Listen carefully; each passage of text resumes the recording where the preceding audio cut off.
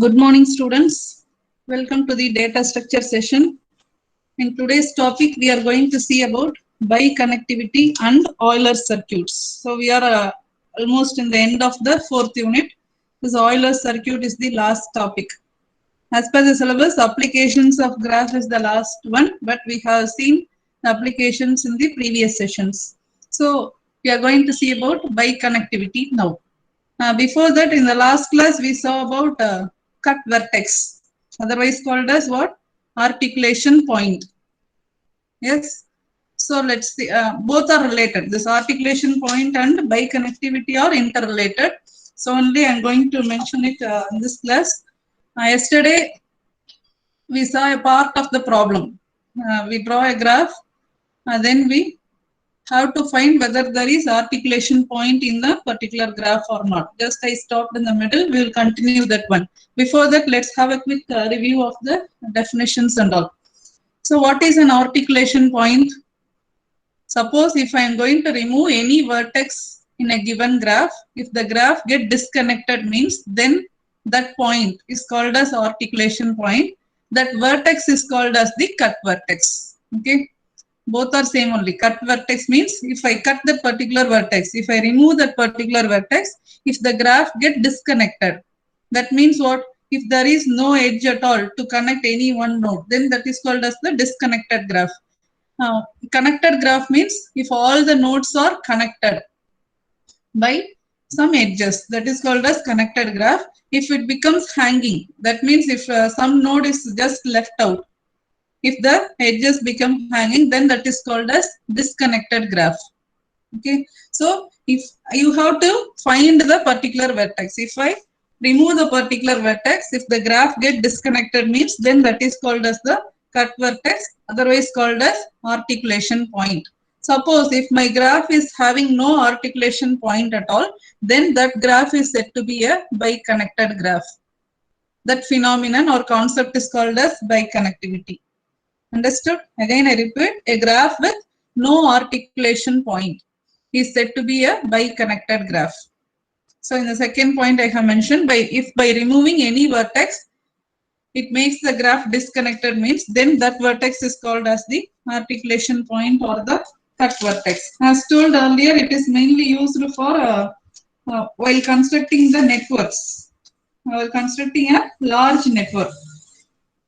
Actually, because you have to be aware of the articulation point. It is considered as an error. You have to be careful not to use the articulation point in a graph, because in a graph, in a network, suppose 100 nodes are there means even if a node fails, yes, even if a node does not function means it should not affect other nodes.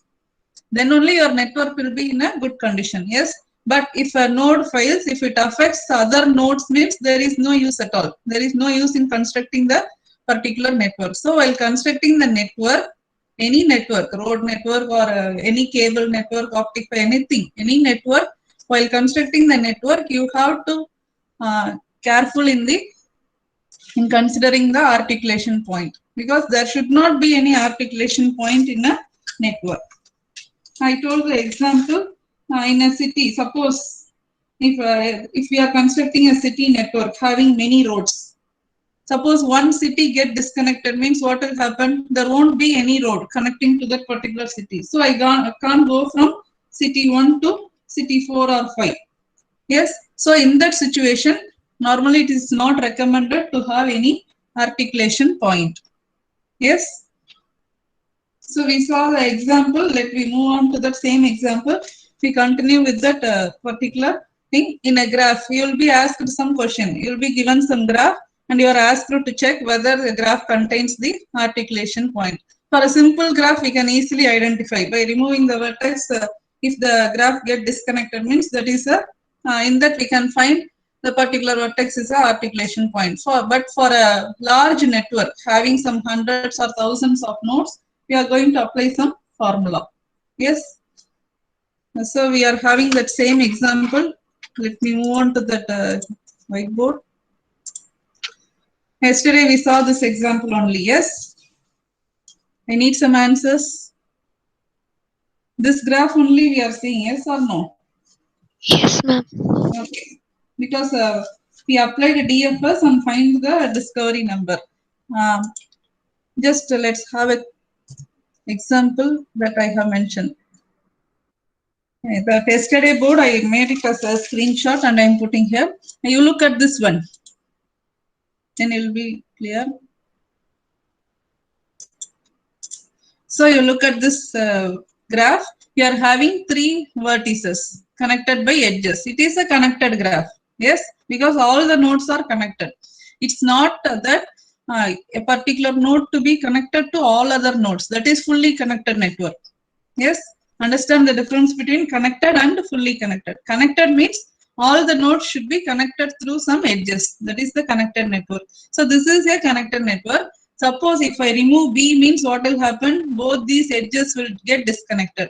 So A will become separate, C will become a separate one. Yes, but we can consider it as a graph. Still it is a graph, but it get disconnected. So this A is one component of graph. C is another component of a graph. So by disconnecting the graph, I am getting two components. You have to identify the components also. Okay. Now look at the second one. The same graph, just I added one more vertex, D. If I remove B, what will happen? This edge will get disconnected. This edge will also get disconnected. But there is a connection from A to D, D to C. Yes, but B get disconnected. So you have to identify the particular point. Okay. So you are having a path. This is one component of the main graph. This ADC is a component of a main graph. Yes. Now look at this third example. A, B, C, D, E, F. All these things are there. If I remove C, what will happen? These four edges get disconnected. I mentioned it in blue line. You can have a look at it. So these edges will get disconnected. So what are the components here? If C get disconnected, how many components I get? Components means the nodes or the subgraph that is separated after disconnection. So this A and B will be a component. The D, E, F will be a component. Yes, here C is considered as the cut vertex or the articulation point. Okay, so A and B will become one component, D, E, F will become one component. You have to know the definition of this component also. Because you may be asked question, after removing the articulation point, how many components will be there in the given graph? Yes, so if I remove C, but this graph, in this graph there is no articulation point at all. Because there is no particular vertex. If by removing the particular vertex, the graph does not get disconnected because A is disconnected means D, B, E, F. All those things are connected. So yesterday we saw this example. 1, 2, 3, 4, 5, 6. I am having this particular example. We are going to check whether the graph is having the articulation point or not. This is a simple graph. By looking at this graph itself, we can identify. By removing which node your graph get fully disconnected? By removing 3. Yes. Okay. So 3 means all these edges. This 4 to 3 will get disconnected. 4 to 2 disconnected. 3 to 5, 5 to 6. Now tell me how many components will be there in the graph. If I remove the vertex 3.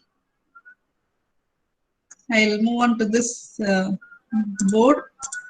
You can have a look at it and tell me. How many components will be there? You can put it in chat also. After removing the cut vertex. Any boys, you can open your mouth.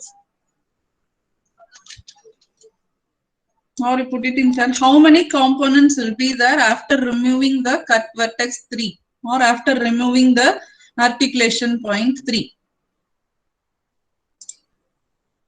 Any answer?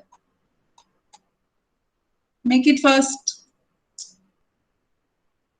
Unmute and you can tell though it is right or wrong. 3, ma'am. Yes, very good, Amrita Vashni. 3.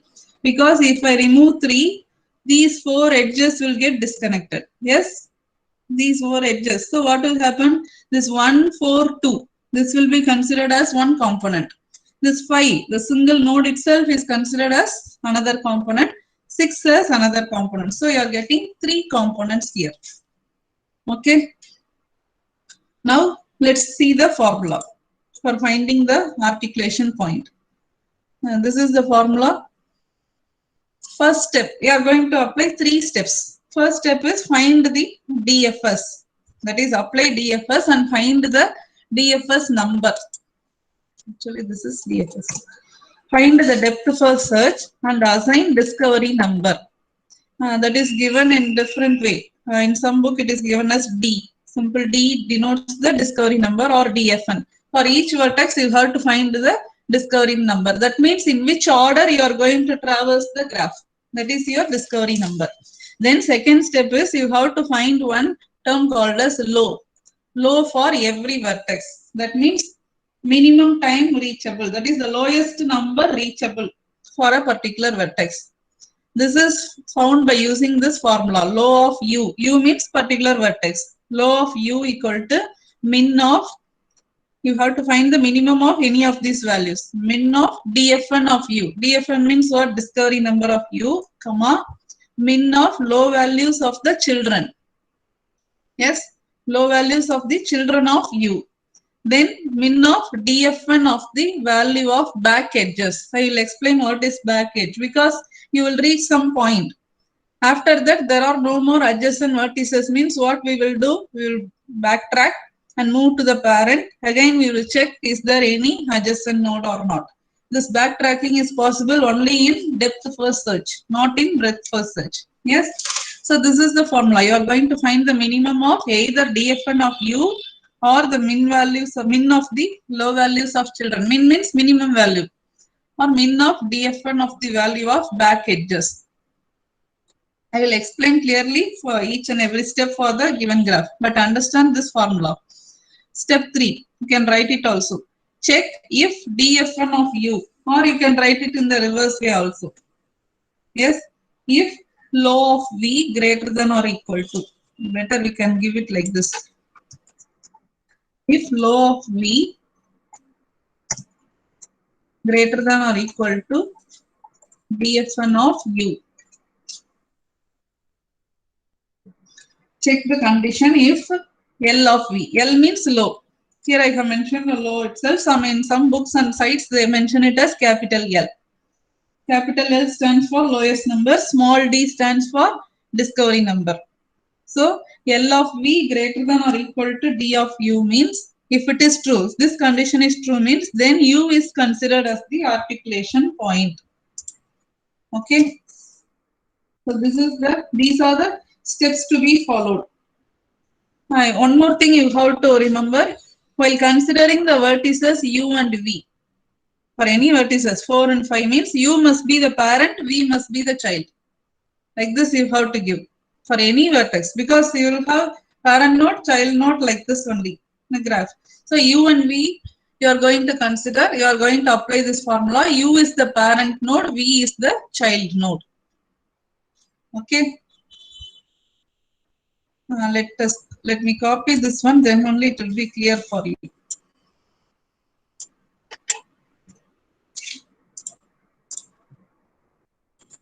Actually,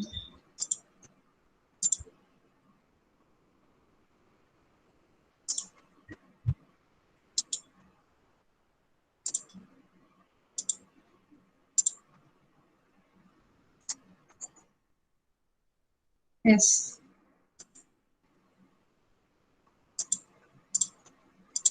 Okay, we can refer it later or you can have it in a note. So you have to find the min of the DFN of the particular value or the minimum value of the low values of children, comma, min of DFN values of the back edges. Let's see it one by one. So first thing is you have to find the discovery time. Yes. How you are going to find the discovery time? By applying the depth first search. Listen the class carefully, otherwise you won't be able to understand the concept. So you are going to apply depth first search. Depth first search means starting from any vertex, you are traversing to the adjacent vertex. any of its adjacent vertices. Then from that vertex, you are finding the adjacent vertex. Then move to that position. Like that, you are going to proceed. If there is no more adjacent vertex, means backtrack. Backtrack to the parent node. Again check if there is any adjacent node. Like that, you have to repeat until all the nodes are visited. Yes. So that is the technique behind the depth first search. So this is your graph. I have mentioned a part of it. First, I am starting from the vertex 1. Yes. There are 2 adjacent vertices. I can choose any one. I chose 4. So I traverse the next vertex 4. Initially, all the nodes are unvisited. No line should be there. 1, 4, 2, 3, 5, 6, etc. will be there. So I am starting from vertex 1 and I traverse and I move to the vertex 4. Now what you have to do? Check its adjacent vertices. Adjacent vertices are 1 and 3. 1 is already visited. So you have to move to 3. Yes. The same DFS which we have seen in the previous classes. From 3, what I have to do? Find its adjacent vertices and go to any one of the vertex or traverse any one of the vertex. So 5 and 6 both are adjacent vertices. I have moved to 5. Now what will happen? Check is there any adjacent vertices for 5. Any adjacent unvisited vertex. There is no adjacent. That is only 3 is the adjacent vertex, but it is visited. There are no more adjacent vertices. So what you have to do? Backtrack. That I have mentioned in the dotted line. Yes. Backtrack to its parent node. And check is there any other adjacent node. Yes. 6 is there. Yes. So 6 is there. You are moving to the particular vertex. Make it as visited. Now you can't backtrack directly. What you have to check, is there any adjacent node for 6?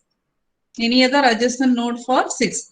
No more node. Only 3 is the adjacent node, but it is already visited. So what you have to do? Again backtrack. So this backtracking only I mentioned in the dotted lines. So backtrack. Now what you have to check? Is there any adjacent node of 3 that is not yet visited? Is there any node? Yes. 2 is there. 2 is not yet visited, so I have traversed to 2. Now what you have to do? Check is there any adjacent vertex from 2. Yes, there is only one vertex 1. That is 1 and 3 are adjacent vertices. From 3 only I am moving. 1 is already visited. If I connect, what will happen? Again this will become a graph. The ultimate thing is you have to visit all the nodes, all the unvisited nodes, but it should not form again as a graph. There should not be any closed loop. Yes. So with 2, your DFS will get completed. Your search will get completed. Yes. Now tell me in which order we have discovered. What is the discovery time for 1? We can mention it in short as D. So D equal to, this is the first vertex I have visited. Discovery time. That is when I have explored that particular vertex. In which order I have explored. Just the order you have to give it in number, 1 by 1. D equal to 1. What is the next node I have visited? 4. So D equal to 2. Yes. The next node I have visited is 3. D equal to 3. What is the next node I have visited? 5. D equal to 5. Now, don't get confused. Again, I move back to 3. Don't erase 3 and put it as 6 like that. Because I have discovered 3. From 5, I have reached 3. Then I have visited what? 6. So the discovery time for 6 is what? 6. Sorry. This one is 4. Here after 3, here the discovery time is 4. Okay. After discovering or after visiting 5, I move back to 3. 3 is already visited. No need to change it again. Then I am visiting 6. So what is the discovery time? 5. Yes. Then I move back. Then I have visited what? 2. What is the discovery time for 2? 6. Okay. So second step over. First step, apply DFS. Sorry, first step over. Apply DFS and find the discovery number. Okay, so you are going to next find the low value. Low of u equal to min of dfn of u, comma min of low values of children, comma min of dfn of the value of back edges. Just remember this one or have a note, have a look at it. Now I'll explain how to find the low value. Before that, first you can write the DFN values. While writing the DFN values, better, in order to reach the steps easily, better write the DFN in the decreasing order. Okay, what is the final discovery number? 6. So we can start from 6. So the discovery number 6, 5. Just write it in descending order. In many books and all, they have mentioned it in ascending order, but it will take more steps to get into solution. This is one of the easiest steps. Okay, while writing the DFN in the decreasing order. So this is your D. Okay, now write its corresponding vertex number. Write the corresponding vertex number. So the discovery value is 6. For which node? For node 2. For vertex 2. Sorry. This is for vertex 2. Yes, the discovery value, or you can write it one by one. For 1, what is the discovery value? 1. So put it here. For 2, the discovery time is 4. This is 2. For 3, what is the discovery time? 3 itself. So 3. For 4, for node 4. For node 4, the discovery time is 2. So this is 4. So put its corresponding vertex number. That's all for the discovery number. Did I write it correctly for the discovery number 4? The discovery time 4 is for the vertex what? 5. Yes, this one is 5.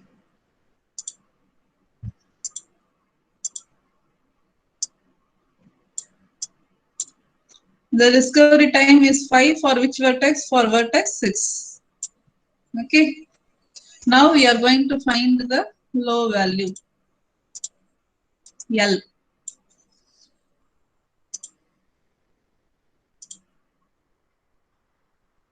Yes. So we are going to find the low value. Let's start from vertex 2 in this order, because we have mentioned in the descending order of the discovery number. For the corresponding discovery number, you put the vertex also. Yes. So now you are going to find the low. Low of 2 or L of 2, L of vertex 2. Now you can see the difference between this graph and this one. Yes, there is no edge. So this dot, this part, this is considered as your back edge. Okay, because there is no connection at all. But in the graph, there is path from 1 to 2. I can reach from 2 to 1 if there is a path. So for that, we are going to find the low. Low of 2 equal to min of what? Min of discovery of 2. Discovery time of 2. What is the discovery time of 2? 6. Yes, I will write it here. Min of discovery time of 2 is 6, comma, min of low values of children. For which node? For the vertex 2. For the vertex 2, what are the children node here? 3 is the child node. One thing you have to remember here, for any parent node, its child node discovery number should be what? It will be greater only for any parent node, because after visiting the parent node only, you are visiting the child node. Understand this concept? I will repeat again. For any parent node, its child node discovery number will be greater. If it is lesser means, if there is one other child node, but its discovery number is lesser means, it will not be the child node. Yes, so let's see this one. 3. The child node are 5 and 6. You can't say 4 and 2 as the child node because the discovery time for 3 is what? 3. Then only I have traversed what? 5. After that, I have traversed the 6. Okay. The only thing is I have to visit the parent node first, then only the child nodes. Always the discovery time for the child nodes will be greater. Otherwise, it won't be considered as the child node. So this thing, for this you can easily understand. For the node 2, you can't directly say by looking at the graph that 3 is the child node. Because for 3, what is the discovery time?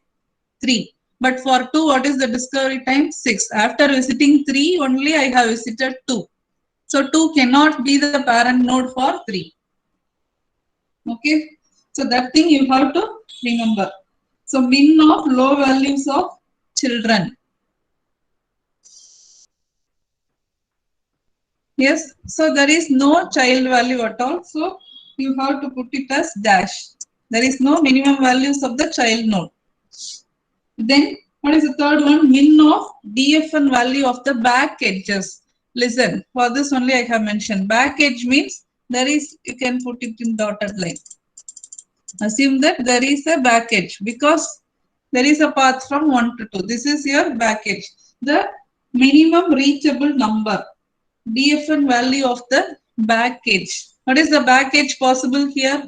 From 2 I can reach what? 1. What is the DFN number for 1? 1. So min of 6 comma dash comma 1. What will be the value? 1. In this way you have to find. You may feel little difficult, but if you apply for 2 or 3 nodes, it will be easy. You have to find the minimum of 3 values. First value is DFN of that particular vertex, or the min of low values of the children. For that, you have to know the low values of the child node. Yes, for that I mentioned parent node will have the discovery number less number. Then only you will go to the child node. Yes, the third one is min of the DFN of back edge. Suppose if there is a path, back edge possible to reach the any other vertex means, then you can consider the DFN number. Yes, I'll tell it for 6 also, you'll get more clear. Now we are going to find the L of 6 or low of 6. Low of 6 means what? Min of DFN of the particular value. Yes, particular node. Min of DFN of 6. DFN of 6 is what? 5. So minimum of 5, comma. Next thing is what? Minimum of the low values of children. Is there any child node for 6? No. There is no child node at all. Put it as dash. Yes, third one, min of DFN value of back edge. From 5, is there any back edge possible? Yes, because I have to backtrack, then only I can visit 6. So what you have to put? Min of the DFN value of back edge. Back edge where I am passing here, I reached 3. So for vertex 3, the DFN value is what? 3. So you have to put it as 3. If you listen, it will be easy only, all these concepts. So min of 5 comma dash comma 3, which is equal to 3. So you put the low value as 3. Similarly for 5. Find the low value of 5. Anyone you can try? Or I will explain now, no problem. I will give some other homework problem. You can work it out. If you have any doubts, you can ask it later. Yes. Now find the low of 5. Because that is your third vertex. In this way, you are traversing. You are just finding the low value. Low value of 5. What you have to find? Min of DFN of 5. DFN of 5 is what? 4. So minimum of 4. Just you can have it in your notebook. Comma. What's the next condition? Min of low values of children. For 5, is there any child node? No. Don't say 3 as the child node. Because 3 discovery number is less than that of 5. For 5, there is no child node at all. So dash. 4 comma dash comma min of DFN value of back edge. Now anyone Say what will be the min of DFN of the back edge for 5? 3, ma'am. Very good. 3. Because there is back edge. After backtracking only, I am visiting the next node 6 and all. So 4 comma dash comma 3. So you put it as 3. Yes. You can parallelly do it in your notebook also if you are able to understand it more clearly, and you can check the answers finally. Those who are not able to understand, just listen. Now find the law of 3. What is law of 3? Min of DFN of 3.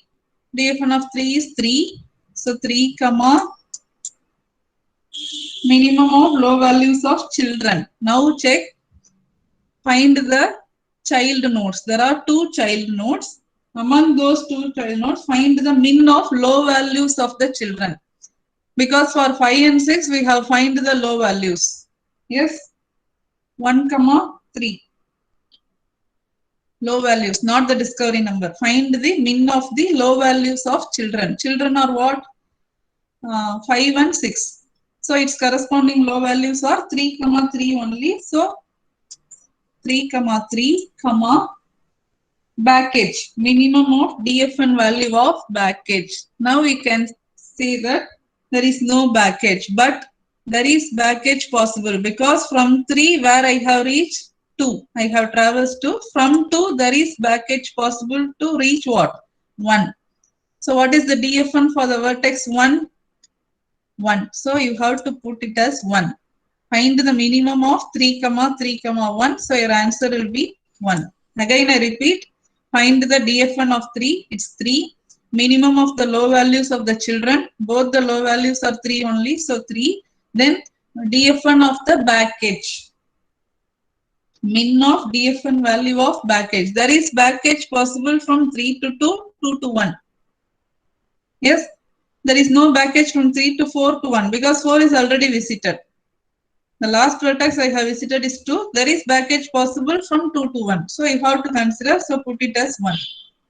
Then law of 4. For 4, the discovery number is what? 2. D number is 2, comma, min of low values of children. Now you can see what is the child node for 4? 3. Because its discovery time is greater. So 2 comma 3 comma back edge. Is there any back edge possible? Yes. From 4 to 1 I can reach. So 2 comma 3 comma 1. The minimum value is 1. For 1, for parent node, the DFN value is 1. Minimum of low values of the children. 2 and 4 are the child node. Its minimum value is 1. There is no back edge at all. So min of 1 comma 1. This is your final thing. Yes, any doubt so far? If you can stop me at any time. Just understand the 3 things. Minimum of DFN of the particular vertex, comma, minimum of low values of its children, comma, minimum of DFN of back edges. For that only you are using the DFS search. Now you will be able to understand why you are using DFS. Yes, now you are going to apply the third step. What's your third step? Check if law of V greater than or equal to DFN of U. If true, then U is considered as the articulation point. Now you can check. Actually, always the parent node. One more thing.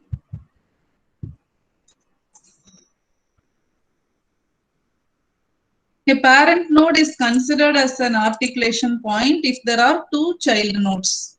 Okay. Normally, we will omit that parent node because a parent node can be considered as an articulation point if it has more than 1 child.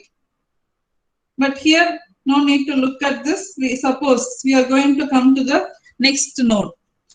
Here we understand that 3 is the articulation point. Can we check whether 3 is an articulation point based on the given formula? For that, what you have to do? You have to find the corresponding edges or the vertex. Let me check 3 and 4. Suppose you are checking 3 and 4. So then what you have to do, find the L of 4. 3 and 4 means 4 is your U node. 4 is V, 3 is U. So L of V greater than or equal to D of U. Yes. Now check 3 and 5. Your U value is 3. Sorry, this one is U. This is V value is 5. Find L of V. You have to check if L of V greater than or equal to D of U. This is U. L of V, low value of V, 5 is what? 3. 3 greater than or equal to D of U. What is D of 3? 3. 3 greater than or equal to 3. Condition is true. So this 3 is considered as your articulation point. Got it? So this is the way of finding the articulation point. But while constructing any network, you should be aware that there should not be any articulation point at all. Okay. I'll give some other example. You can work it out. It will feel easy. I'll share this PPT also. Yes. Now the last one, Euler path and Euler circuits. So this one, because we discussed earlier, what is a path, what is a circuit, what is simple path and all. Any idea? You can have a look at it. What is path here? A path is the sequence of vertices such that there is an edge from each vertex to its successor. Suppose there is one path from 1 to 2, 2 to 4, 4 to 5 means that 1, 2, 4, 5. That is considered as a simple path. Yes, this one, 1, 2, 4, 5. What will be a path? A path is simple if each vertex is different. The simple path, each vertex will be different. So 1, 2, 4, 5 is a simple path. But is there any path from 5 to 4? Yes. 1, 2, 4, 5. Again 4, 1. That is considered as your circuit. 1, 2, 4, 5, 4, 1. I am starting from one vertex and I am reaching the same vertex. That is considered as a circuit. The third definition. Terminal vertex coincide with the initial vertex. Based on that, you are having the Euler circuit or the Euler path. Euler path is every edge is visited exactly once. I showed one video. Every city to be visited only once. For that, you are using the Euler path. But the same vertices can be used for multiple times. But Euler circuit is an Euler path which starts and ends on the same vertex. Yes. A circuit is said to be an Euler circuit if the path starts and ends on the same vertex. A graph is said to be Eulerian graph if it has Eulerian circle. Either you can pronounce it as Euler or Euler. And it is called a semi-Eulerian if it has Eulerian path. I will explain this in the next class.